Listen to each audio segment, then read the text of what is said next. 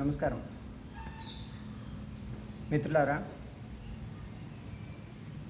చాలామంది తల్లిదండ్రులు నేడు పిల్లల కోసం అనేక రకాలుగా తపన పడుతూ ఉన్నారు.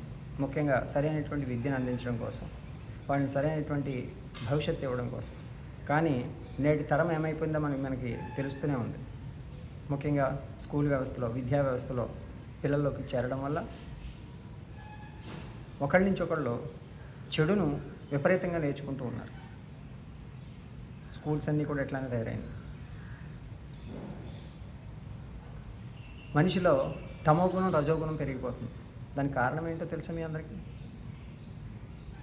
మనిషి అనేటువంటి వాడు కానీ ఏ జీవరాశి అయినా భూమి మీద పుట్టింది సూర్యోదయానికి ముందు లేవాలి కదా. అప్పుడు సత్వగుణం అభివృద్ధి అవుతుంది. సూర్యోదయానికి తర్వాత లేచి సత్వగుణం కావాలంటే ఎలా వస్తుందండి? తినే ఆహారాలన్నీ కూడా తమో గుణాన్ని ఇచ్చేది, బద్ధకాన్ని ఇచ్చేది, రజోగుణాన్ని ఇచ్చేది, కోరికలు పెంచేటువంటి ఆహారాలు తింటే సత్వగుణం ఎలా వస్తుందండి? మంచి మంచి దృక్పథం ఎలా వస్తుంది? ఒకసారి ఆలోచించండి.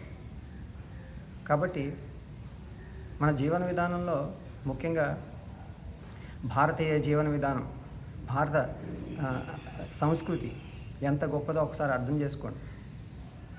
మనకిచ్చినటువంటి జీవన విధానం ఎటువంటిది, సంస్కృతి ఎటువంటిది, ప్రకృతిలో ఉన్నటువంటి ప్రతి అంశాన్ని కూడా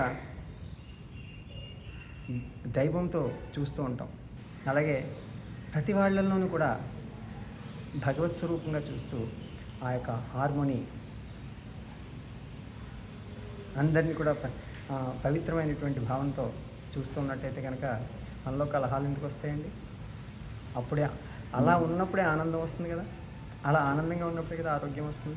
కాబట్టి 3H మూలం ఏంటంటే అందరికీ సమానత్వం, సమదృష్టితో చూడడం,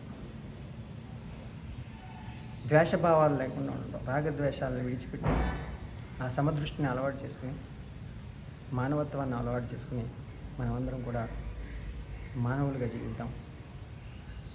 ఈ యొక్క సమాజాన్ని అద్భుతంగా మార్చుకున్నాం. శాంతి సామరస్యాలు ఈ ప్రపంచమంతటా కూడా విస్తృతిద్దాం. మన సంకల్పమే ఈ చెడునంతటిని కూడా తొలగించగలుగుతుంది. ధర్మో రక్షతి రక్షితః. ధర్మాన్ని రక్షిద్దాం, ఆ ధర్మమే మనల్ని రక్షిస్తుంది. జై శ్రీరామ్.